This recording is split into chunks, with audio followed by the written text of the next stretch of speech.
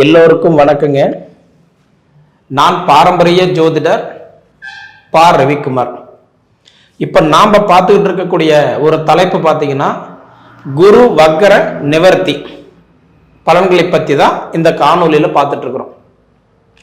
அப்போ இந்த குரு வக்கர நிவர்த்தி எப்போ ஆகிறாரு அப்படின்னு பார்த்தீங்கன்னா நிகழும் மங்களகரமான விசுவாவசு வருடம் மாசி மாதம், அதாவது 27ஆம் தேதி, அதாவது ஆங்கில டேட்டு அப்படின்னு பார்த்தீங்கன்னா 2026 இந்த வருடம் மார்ச் மாதம் 11ஆம் தேதி புதன்கிழமை காலையில், அதாவது 9:07 குரு பகவான் வக்கரம் நிவர்த்தி அடைகிறார்.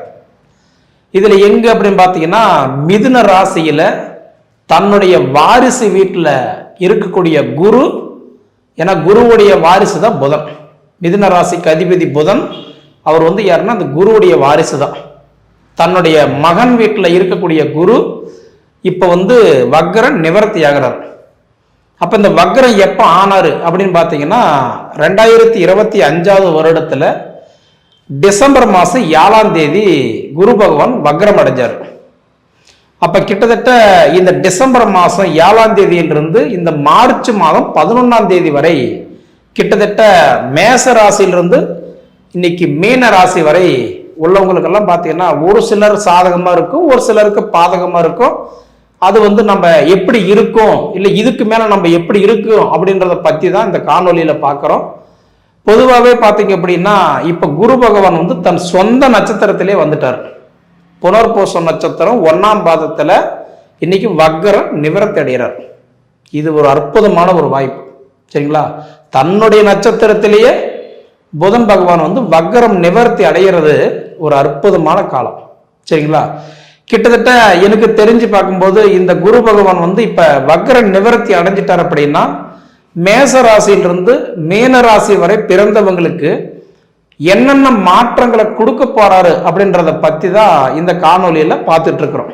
மகர ராசி நேயர்களே, மகர ராசியில பிறந்த உங்களுக்கு பொதுவாக ஏதோ பிறந்தோம் ஏதோ வாழ்ந்தோம் அப்படின்னு இல்லாம வாழ்ந்துகிட்டு இருக்கக்கூடிய ராசி எனக்கு தெரிஞ்சு இந்த மகர ராசி தான்.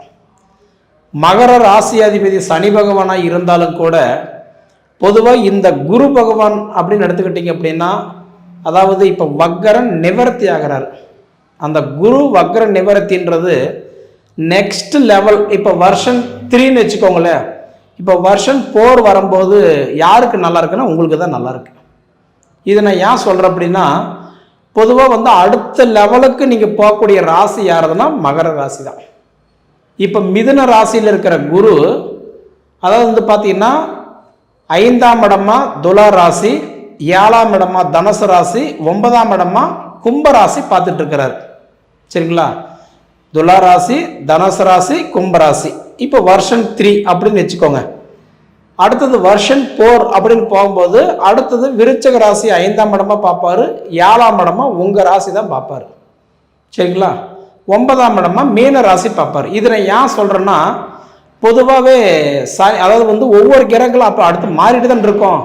அந்த மாறும்போது அடுத்தது ஜூன் மாதம் 1ஆம் தேதி குரு பகவான் பார்த்தீங்க அப்படின்னா மிதுனத்திலிருந்து கடகத்துக்கு வராரு.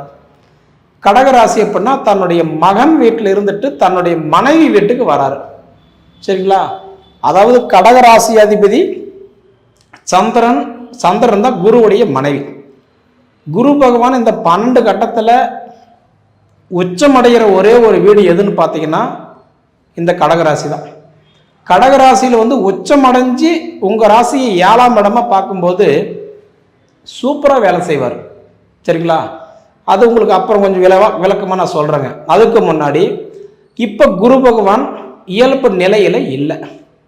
இப்போ குரு பகவான் எப்படி இருக்காரு? வக்கரத்தில் இருக்கிறார். வக்கரம்னா முதல்ல என்ன சார் அப்படின்னு நீங்கள் நினைக்கலாம். இயல்புக்கு மாறாக வேலை செய்கிறார். ரிபேஸில் வர்றது, புரியுற மாதிரி சொல்லணும்னா ரிபேஸில் வர்றார், முன்னாடி வரல.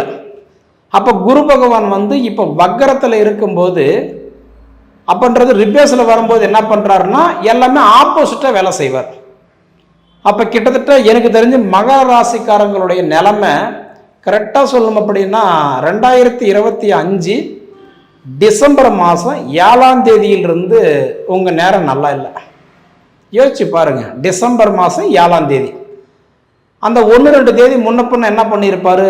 வேலை பறி போயிருக்கலாம், வேலை இல்லாமல் போயிருக்கலாம், அதாவது வேலையில் சம்பளம் உயரம் இல்லாமல் இருக்கலாம், ப்ரமோஷன் தள்ளி போயிருக்கலாம், மன அழுத்தத்தை கொடுத்துருக்கலாம், நோய் நொடிகளை கொடுத்துருக்கலாம், குடும்பத்துக்குள்ளார சங்கடங்களை கொடுத்துருக்கலாம், தேவையில்லாத மொத்தத்தில் ப்ராப்ளங்கள் கொடுத்துருக்கிறது தான் இந்த வக்ரம்னு வச்சுக்கோங்க.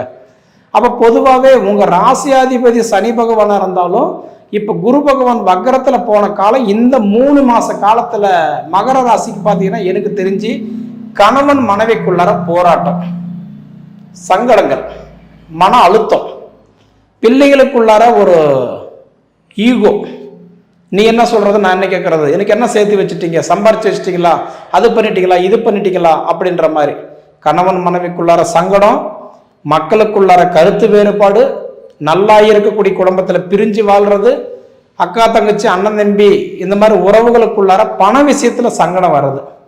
சரிங்களா? இதை தாண்டி பூர்வீக சொத்து இருந்து அனுபவிக்க முடியாமல் போகிறது, சொந்த பந்தம் இருந்து உதவி இல்லாமல் போகிறது, பொதுவாக கிணத்துல போட்ட கல் மாதிரி கிடக்கிறது. யாருக்காக பிறந்தோம், யாருக்காக வாழ்கிறோம், எதுக்காக வாழ்கிறோம் தெரியாமலே வாழ்ந்துட்டு இருக்கிறது. சரிங்களா? அப்போ மகர ராசி பொறுத்த வரைக்கும் எனக்கு தெரிஞ்சு என்னன்னா, பொதுவாக இந்த குரு பத்தி இல்லாமல் பொதுவாக பார்த்தீங்கன்னா மகர ராசிக்கு இப்போ நல்லா இருக்குதுன்னு சொல்லுவாங்க. இதுதான் உண்மை. நீங்கள் யூடியூப்பு, இன்ஸ்டாகிராம், ஃபேஸ்புக்கில் போய் பார்த்தீங்கன்னா மகர ராசியாக சூப்பராக இருக்குதும்பாங்க. ஆனால் இந்த குரு மட்டும் அடிப்படையை வச்சு பார்த்தீங்கன்னா நிச்சயமாக உங்கள் நிலைமை நல்லா இல்லை. இதுதான் உண்மை.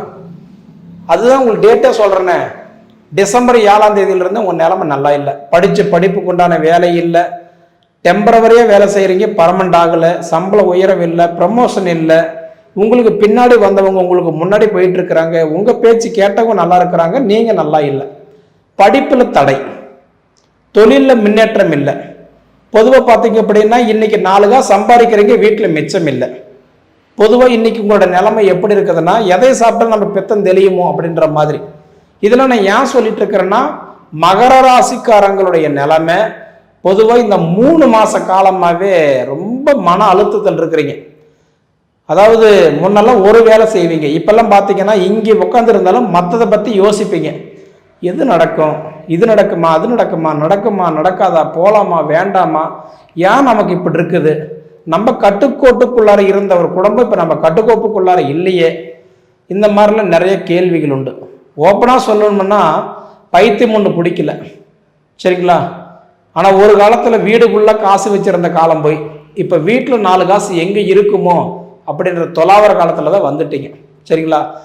இன்னும் சொல்லணும்னா சொல்லிட்டே போகலாங்க, ஆனால் அதெல்லாம் வேண்டாம். நான் என்ன கேட்குறேன்னா, நீங்கள்லாம் இப்போ எதை சாப்பிட்டா நம்ம பித்தம் தெளியுமோன்ற மாதிரி இருக்கிறீங்க. நான் சொல்கிற ஒரே ஒரு கேள்வி தான், முடிஞ்சு போச்சு, பேச வேண்டாம். அடுத்தது என்ன பண்ணலாம்? வரக்கூடிய மார்ச் மாதம் 11ஆம் தேதி குரு பகவான் வக்கரம், அதாவது நிவர்த்தி அடைஞ்சிட்டார் அப்படின்னா, அடுத்தது மார்ச் மாதம் 11ஆம் தேதிக்கு மேலே மார்ச் மாதத்தில் ஒரு 21 நாள், ஏப்ரல் மாதத்தில் ஒரு 30 நாள், மே மாதத்தில் ஒரு 31 நாள், கிட்டத்தட்ட சொல்லணும் அப்படின்னா ஒரு 82 நாள். அதாவதுன்றது இப்போ குரு பகவான் அடுத்தது என்ன பண்ணுறாருன்னா இயல்பு நிலையில் இருப்பார். அப்போ இயல்பு நிலையில் இருக்கும்போது என்ன பண்ணுவார்னா உங்களுக்கு ஓரளவுக்கு நல்லா இருக்கும், கிட்டத்தட்ட ஒரு 65% நல்லா இருக்கும். அப்போல்லாம் பார்த்தீங்கன்னா இந்த வெளிநாடு முயற்சி எடுத்தீங்கன்னா உங்களுக்கு வெற்றி கிடைக்கும், மேல் பதவியில் இருக்கிறவங்களுக்கு நல்ல சம்பள உயர்வு, ப்ரமோஷன் கிடைக்கும், பட்டம், பதவி, கைத்தட்டல், பேரட்டல், அதாவது இந்த மாதிரி ஒரு நல்ல முன்னேற்றங்கள் கிடைக்கும். அதை தாண்டி பார்த்தீங்க அப்படின்னா பொதுவாக தொழிலில் சாதிக்க முடியாமல், வாழ முடியாமல், வளர முடியாமல் இருந்தீங்கன்னா நல்ல முன்னேற்றம் கிடைக்கும். பொதுவாக அதுக்கப்புறம் இந்த திருமணம் சம்மந்தப்பட்ட கேள்விகள், குழந்தைகளுக்கு சம்மந்தப்பட்ட கேள்விகள், இந்த அரசியல் சம்மந்தப்பட்ட கேள்விகள், அது போக நான் இந்த கலைத்துறையில் இருக்கிறேங்க, நான் கராத்தே மாஸ்டர் இருக்கிறேன், அதாவது சிலம்பு கற்றுக் கொடுக்குறேன், டான்ஸ் கற்றுக் கொடுக்குறேன், பரதநாட்டியம் கற்றுக் கொடுக்குறேன், பாட்டு கற்றுக் கொடுக்குறேன், இந்த மாதிரி விளையாட்டுத் துறையில், கலைத்துறையில் இருக்கிறவங்களுக்கு எல்லாமே நல்ல வாய்ப்புகள் கிடைக்கும். அதுபோக இந்த நான் சொல்கிற மாதிரி இந்த மார்ச் 11 ஜூன் 1 வரைக்கும் இந்த 82 நாள் பார்த்தீங்க அப்படின்னா இந்த ஆடம்பர பொருட்கள், அத்தியாவசிய பொருட்கள் இதிலெல்லாம் ஆசைப்பட்டீங்கன்னா கிட்டத்தட்ட ஒரு சிலருக்கெல்லாம் கண்டிப்பாக அது சக்ஸஸ் ஆகும். ஏன்னா எல்லாருக்கும் நடக்க நான் சொல்லிட முடியாதுங்க. சரிங்களா? இது எல்லாமே உங்கள் நிலைமைக்கு மாறினாலும், ஆனால் அந்த ஜூன் 1 குரு பயிற்சி ஆகிறாரு பார்த்தீங்களா, அதுதான் உங்களுக்கு ஹைலைட்டாக இருக்க போது. நீங்கள் நிச்சயமாக ஒன்றும் வேண்டாம், கடல்லையே தாண்டிட்டீங்க. கரையை கடக்கிறதுக்கு ஒரு 3 மாதம் மட்டும் நீங்கள் கொஞ்சம் அப்படியே லைட்டாக ஸ்லோவாக கண்டிப்பாக அப்படியே காய் நவுத்திருங்க, சூப்பராக இருப்பீங்க. அதனால் அதுக்கு முன்னாடி தேவையில்லாத விஷயத்தில் இன்வால்வ் ஆகாதீங்க. ஜாமீன் கையெழுத்து போடுறது, 10 ரூபா வாங்கி கொடுக்கறது, நான் இருக்கிறேன்னு சொல்லிட்டு உதவி செய்கிறது, உதவி செஞ்சால் கூட உபதின்ற பேர் வரும், கொஞ்சம் கவனமாக இருங்க, சரிங்களா?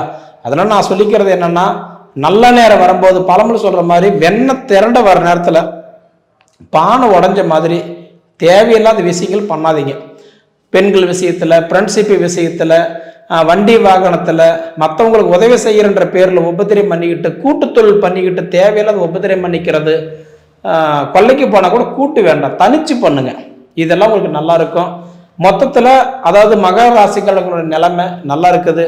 அதுக்கு முன்னாடி நீங்கள் தெரிஞ்சுக்க வேண்டியது ஒன்று தான், உங்களுடைய இண்டிவிஜுவலான ஜாதகத்தை வச்சு பார்த்து என்ன பண்ணலாம் என்ன பண்ணக்கூடாது தெரிஞ்சு நீங்கள் ஒரு டிராவல் பண்ணினீங்கன்னா நிச்சயமாக உங்கள் வாழ்க்கை நல்லா இருக்கும் அப்படின்றதுல மாற்றம் கிடையாது, பார்த்துக்கோங்க. 2வது சனி பகவான் உங்களுக்கு இப்போ நடக்கக்கூடிய இந்த உங்கள் ராசி அதிபதி இருக்கக்கூடிய காலத்தில் இந்த குரு பகவான் வக்கர நிவர்த்தி ஆகும்போது எங்கே போயிட்டு வந்தால் சாமி நல்லா இருக்கும் அப்படின்னு நீங்கள் கேட்டீங்கன்னா ஒன்று, அதாவதுன்றது எங்கன்னா குற்றாலத்தில் இருக்கக்கூடிய குற்றால நாதர், குற்றால ஈஸ்வரர் வழிபடுங்க. 2வது மதுரையில் இருக்கக்கூடிய மதுரை மீனாட்சியை வழிபடுங்க, இது நல்லா இருக்கும். இது 2 செய்யற நேரத்தில் நீங்கள் என்ன பண்ணுறீங்கன்னா, அதாவது இந்த பசு மாடு இருக்கு பார்த்தீங்களா, பசு தானங்கள் பண்ணுங்க. முடிஞ்சது என்ன அப்படின்னா கரும்பு ஜூஸ் வாங்கி கொடுங்க, வக்கிப்புல் வாங்கி கொடுங்க. அதாவதுன்றது பசு தானம் பண்ணுங்க. இதெல்லாம் உங்களுக்கு கண்டிப்பாக நல்லது. இண்டிவிஜுவலான கேள்விகள் இருந்தால் நிச்சயமாக கால் பண்ணுங்க, நான் உங்களுக்கு சொல்கிறேன். மொத்தத்தில் நம்ம ஜாதகம் நல்லா இருக்குதான்றதை மட்டும் நீங்கள் ஒரு தடவை பார்த்துக்கோங்க, கண்டிப்பாக நல்லா இருக்கும்.